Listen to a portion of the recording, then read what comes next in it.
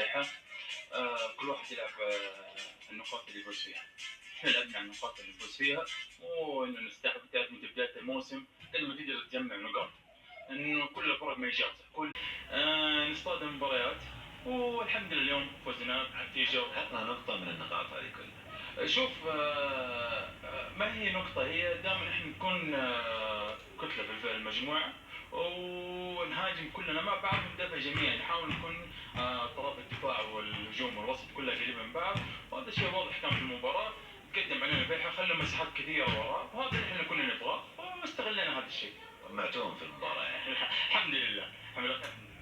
رغم النقص المهم في الفريق، لكن اليوم طالع اليوم كانوا موجودين انتم في لاعب طرف ولاعب سامي قلب دفاع، كيف قدرت تنسجم مع هذه المراكز؟ شوف، صراحة المدرب يحط احتياطات لأي ضغوط. ثاني على تغيير المباراة. شكرا لك.